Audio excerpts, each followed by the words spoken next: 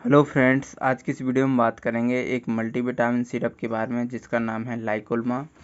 इस सिरप के बारे में आज हम आपको डिटेल में जानकारी देंगे, जैसे इसका कंपोजिशन क्या है, इसके क्या क्या फ़ायदे होते हैं, इसका प्राइस कितना है, साइड इफ़ेक्ट क्या हैं और आपको क्या क्या प्रिकॉशंस ध्यान में रखनी है और कितनी डोज पेशेंट को दी जाती है। इन सब बातों के बारे में आज हम डिटेल में जानेंगे, तो वीडियो को पूरा देखें। मेरा नाम शिवपाल कुमार है, मैं एक फार्मासिस्ट हूँ। यदि आप भी हेल्थ और मेडिसिन से रिलेटेड कोई भी जानकारी चाहते हैं तो आप हमारे चैनल को सब्सक्राइब कर सकते हैं। तो चलिए स्टार्ट करते हैं।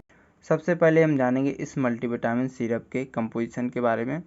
तो इसमें लाइकोपिन 2000 mcg है, विटामिन ए 600 mcg है, विटामिन ई 6.6 mg है, एस्कॉर्बिक एसिड 25 mg है और सेलेनियम 35 mcg है, जिंक इसमें 3 mg है, मैग्नीज 3 mg है, आयोडीन 100 mcg है, कॉपर इसमें 500 mcg है, थायमिन इसमें 1.4 mg है और राइबोफ्लोविन इसमें 1.5 mg में इसमें प्रेजेंट है और इसको एलमेटका फार्मास्यूटिकल प्राइवेट लिमिटेड कंपनी द्वारा मार्केटेड किया जाता है।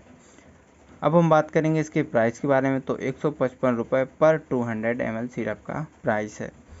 अब हम बात करेंगे इसके यूजेस के बारे में। तो जो मल्टीविटामिन होते हैं, ये इनके काम क्या होते हैं। तो हमारी बॉडी में मल्टीविटामिन की जो रिक्वायरमेंट होती है वो पर डे होती है और ये हमारी बॉडी में जो बॉडी की ग्रोथ होती है, ग्रोथ के लिए हेल्पफुल होते हैं, कमजोरी को दूर करते हैं, स्वास्थ्य के लिए लाभदायक होते हैं और कई प्रकार की बीमारियों से भी बचाते हैं। तो ये सिरप जो है कई प्रकार की जिन लोगों को समस्याएं होती हैं, जैसे किसी को कोई बीमारी है तो उस बीमारी में इसका इस्तेमाल किया जाता है।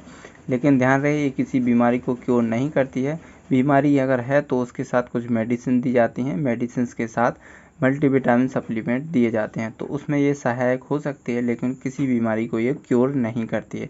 ये आपको विशेष ध्यान रखना है।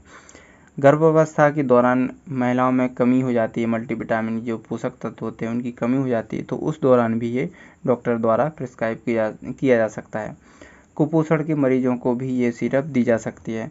यदि किसी पेशेंट को पाचन संबंधित कोई बीमारी है तो उस कंडीशन में भी ये डॉक्टर द्वारा प्रिस्क्राइब की जा सकती है।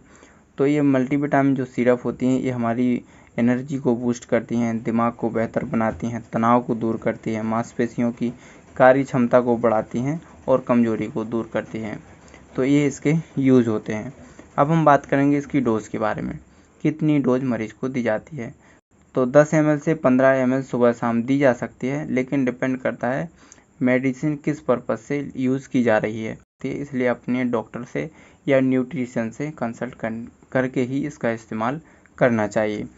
और कब लेना चाहिए, तो इसका जो टाइमिंग है ये आप सुबह शाम ले सकते हैं, लेकिन बेस्ट रिजल्ट के लिए आप मॉर्निंग में ही लें।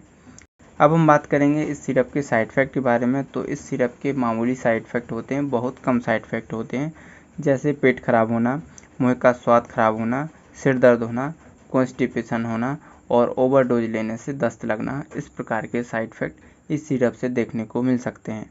अब हम बात करेंगे इसकी सावधानियों के बारे में, कौन कौन पेशेंट इसका यूज़ नहीं कर सकते हैं।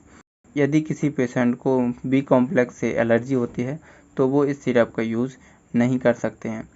किसी पेशेंट को स्टोमक अल्सर की प्रॉब्लम है या इंटेस्टाइन अल्सर की प्रॉब्लम है, यानी पेट में छाले हैं या आंतों में छाले हैं, तो उस कंडीशन में इसका यूज़ नहीं किया जाता है। यदि किसी पेशेंट को शुगर की बीमारी है या शुगर का कोई पेशेंट है तो ऐसे पेशेंट को भी इसका यूज़ नहीं करना चाहिए। और ऐसे पेशेंट जो थायराइड की मेडिसिन ले रहे हैं तो ऐसे पेशेंट को भी इसका यूज़ नहीं करना चाहिए। कुछ एंटीबायोटिक मेडिसिन के साथ इसका ड्रग इंटरेक्शन हो सकता है, जैसे सिप्रोफ्लॉक्सासिन, डॉक्सीसाइक्लिन, तो ऐसी मेडिसिन के साथ भी इसका यूज़ नहीं करना चाहिए। ओवरडोज लेने से बचना चाहिए, क्योंकि ओवरडोज लेने से मरीज को दस्त लग सकते हैं, तो इसका भी आपको विशेष ध्यान रखना है।